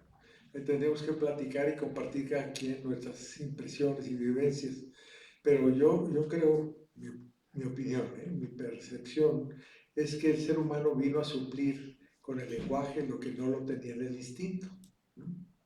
¿Por qué? Porque el lenguaje le permitió buscar explicaciones que le permitieran regular sus acciones. Mientras que otras especies están tan perfectamente sincronizadas, claro, con sus nichos. Tienen menos versatilidad para moverse a otros nichos. Tienen un nicho en el cual se pueden desarrollar óptimamente. Les falla el nicho, pues mal.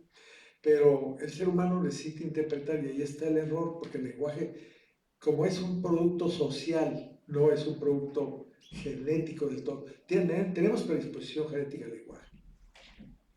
Chomsky tenía, creo yo, razón. Pero las versiones del lenguaje son, pues, construcciones colectivas, sociales, y muchas no dan en el clavo. Nos permiten, eso sí, reunir mucha información y heredarla. Y eso nos da un poder especial a los seres humanos para construir un conocimiento colectivo, que desgraciadamente no apreciamos tampoco. En vez de decir, bueno, yo pienso gracias a los griegos, a los romanos, a las etnias de América, a todos los que nos precedieron, que fueron acumulando información, conocimiento y lo fueron transmitiendo y acumulando. Primero era tradición oral, luego libros, y ahora ya en internet, ahora lo tenemos todos a nuestra disposición. ¡Qué maravilla! Pero como ahí hay bueno y malo, hay verdades y falsedades, hay fake news y cantidades exorbitantes, mentiras, cosas que alguien inventó. ¿Se las creyó o las inventó porque le convenía? Como se ha hecho siempre para justificar la dominación. Se explica, es que hay gente superiores e inferiores. No hay superiores e inferiores, hay distintos, punto. No hay una cosa que nos haga ser mejores que otros. Hay un criterio que se impuso. Que si la racionalidad es mejor que la emotividad, pues se impuso. Y ya, claro, la rebelión ha provocado que superemos esas malas lecturas. Ese es el riesgo del lenguaje. Nos permite fallar muchas veces en nuestras interpretaciones y las llevamos a nuestros alumnos, es lo peor. En vez de buscar, como Paulo Freire decía, el lenguaje original de la gente, les imponemos un lenguaje. Como hicieron los conquistadores, como lo han hecho los conquistadores en todas partes del mundo. Impone un lenguaje y con eso una cultura. Y bueno, mucho error. Entonces, sí, somos más falibles, pero tenemos mucha capacidad de acción porque es un trabajo colectivo, ni cuenta nos damos.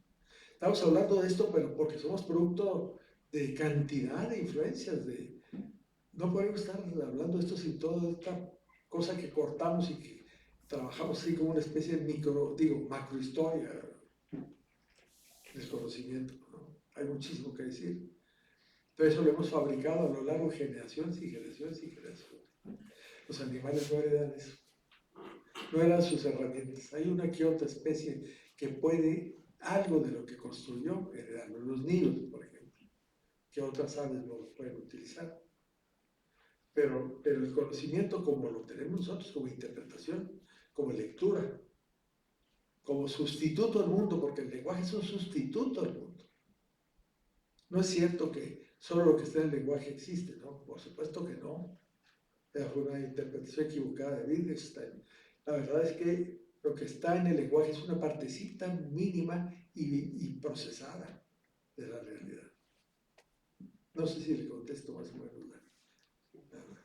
Sí, la pregunta también tenía que ver con de qué manera en esta, digamos, parte sistémica del cuerpo se encuentra el instinto, ¿no? El instinto humano.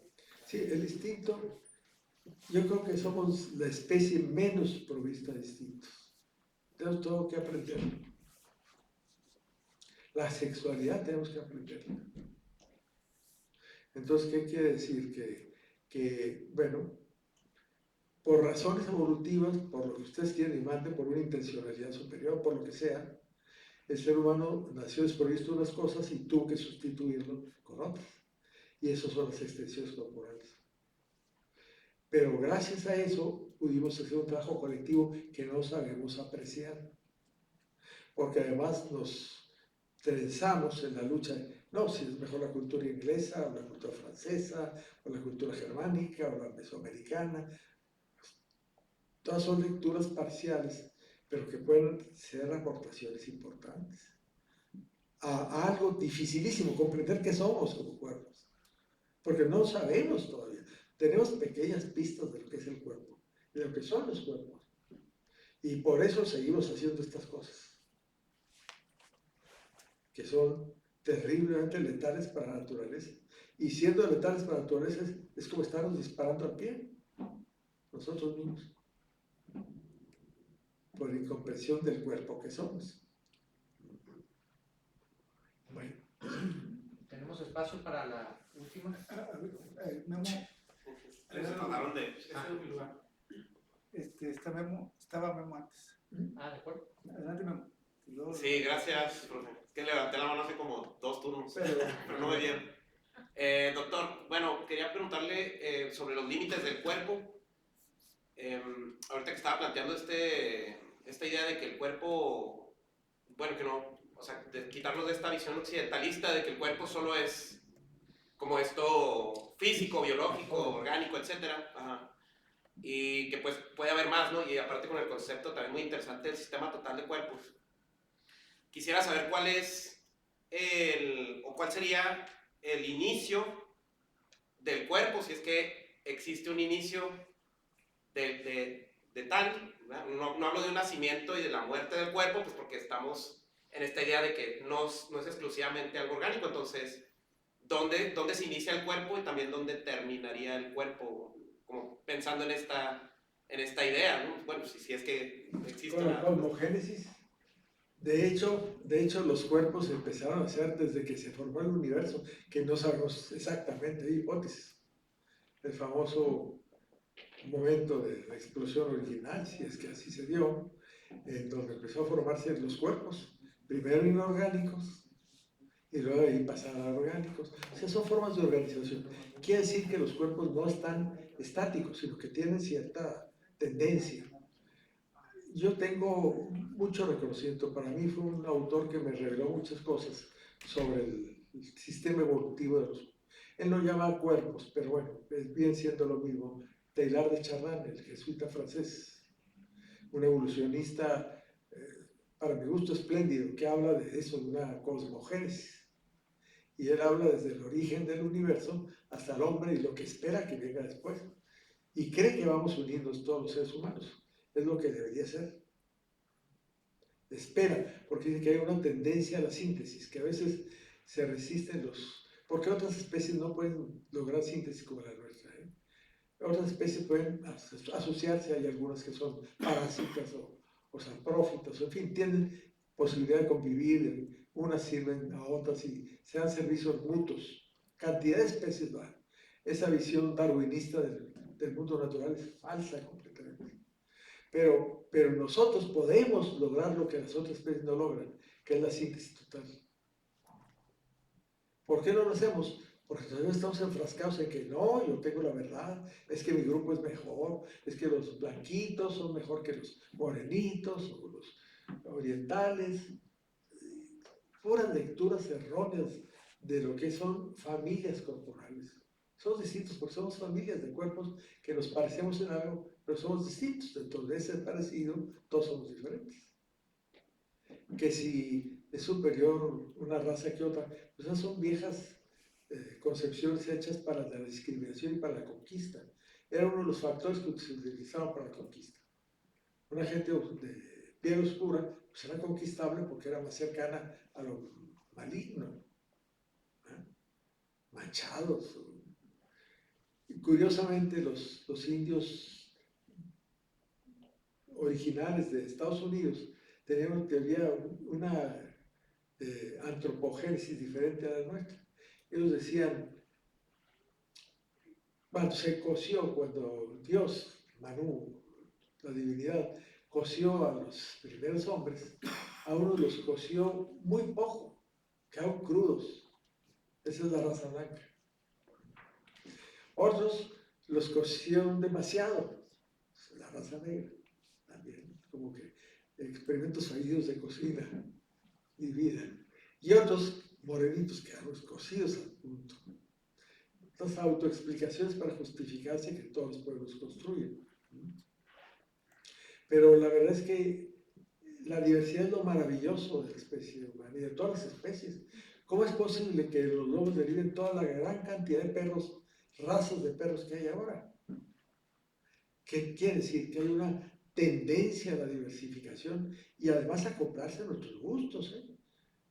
Porque esas son evoluciones dirigidas al servicio humano. Los perros han ido cambiando en función de lo que esperamos de ellos. Y ni cuenta nos damos de eso. No, es que por selección antinatural los hemos hecho unos de este tipo, otros de otro tipo. Pero es que hay más comunicación entre el mundo natural con nosotros que nosotros con el mundo natural. nos perciben más otras especies de lo que nosotros las percibimos. Es patético eso, ¿no? Si pensaran como nosotros estarían diciendo, ay, esta especie que formamos, ¿cómo nos salió mal? Qué destructiva es, qué dañina. Pero no creo que el mecanismo sea así, precisamente. Pero ciertamente la evolución implica un proceso colectivo, colegiado, de todos juntos, donde no deberíamos permitirnos el desperdicio. Porque tenemos que entender, yo digo que la especie humana, que es el sentido para mí del Génesis, del texto sagrado judío-cristiano, la función del hombre debería ser el pastor del mundo, pero no supo serlo. Pastor del mundo porque es el único que puede preguntarse sobre las necesidades de los otros cuerpos. Y sí lo hemos hecho, pero cuando nos conviene, para nuestra conveniencia. ¿No ven que ahora engordamos a los pollos y hacemos cosas, aberraciones para nuestra conveniencia económica, ¿verdad? Nada más, no de salud? Pero estamos jugando con la genética y haciendo y deshaciendo a diestra y siniestra lo que una evolución de miles de años, de miles y millones de años, fue formando poco a poco. Tenemos que aprender a pensar el cuerpo de otra manera. Yo he escrito algunos artículos que están en internet, pueden buscarlos. Uno que puede servir para este encuentro, este conversatorio, es la nueva paideia del cuerpo. Claro que ahí todavía no hablaba de todas las necesidades del cuerpo, ni hablaba del enjambre, porque esto no es estático, se está creando y ustedes tienen que aportar categorías a la filosofía del cuerpo. No es una filosofía acabada, ni lo será nunca. Decir que una filosofía se terminó la imaginación del filósofo. Hasta ahí llegó. Pero hay mucho que aprender y la ciencia nos está dando materia prima para nuevas reflexiones, constantemente. Sola no nos resuelve nada, porque nos resuelve el cómo, pero no el para qué. ¿Cómo se produce esto? ¿Cómo se produce una infección? Pero ¿para qué se produjo? ¿Por qué se produjo? El fondo. Eso no lo dice. No sé si haya tiempo para más o seguimos en la jornada de la tarde. Yo creo que ya terminamos. No sé, Jesús, si...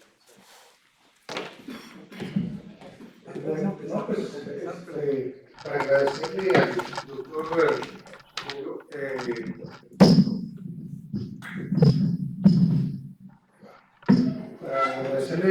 doctor esta conferencia.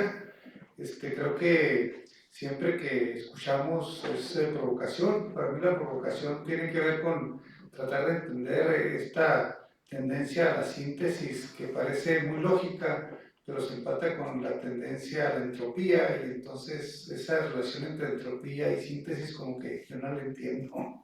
En ese sentido, pues obviamente seguiremos aquí pensándole. Tenemos ahorita ratito, ahorita determinamos si es a las 3, si quieren menos tiempo de receso, o si no, para estar ahí presentes en el siguiente conversatorio. Y queremos sí aprovechar la presencia de ustedes para hacer un agradecimiento tanto al doctor Rico como a Jorge Alan, pues por su generosidad, su compromiso, su colaboración institucional y todo lo que nos trae. Y tengo aquí un par de constancias que quiero compartir con ustedes. Y haré la lectura de las mismas. Universidad Pedagógica Nacional del Estado de Chihuahua otorga la presente constancia al doctor Arturo Rico por su participación como ponente de la conferencia magistral Resonancias Pedagógicas de la Teoría Sistémica del Cuerpo, así como en los conversatorios dirigidos por la cátedra Arturo Rico Ciudad Juárez, Chihuahua, 12 de diciembre de 2025. Doctor, muchas gracias por venir con nosotros.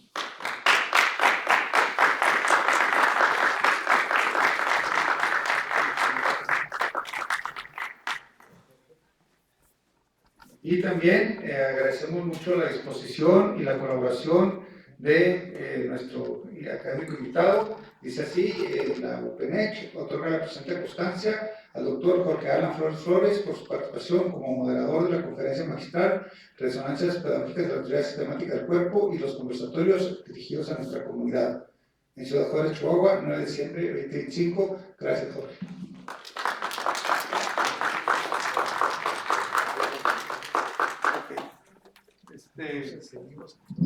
Entonces nos vemos a las 3 en el Salón 12. ¿Está bien? Pregunto si tienen algún inconveniente para que estemos en la sala de juntas del tercer piso o el Salón 12. ¿Es indistinto o preferimos el primer piso?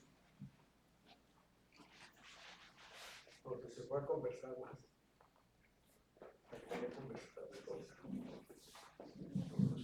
¿Cabemos en el tercero? Sí, en el tercer piso cabemos, somos pocos, ahí está cómoda la sala de juntas. Entonces, si les parece, si no hay nadie que nos pueda hacer al tercer piso, nos vemos en el tercer piso a las 3 de la tarde. ¿Sale?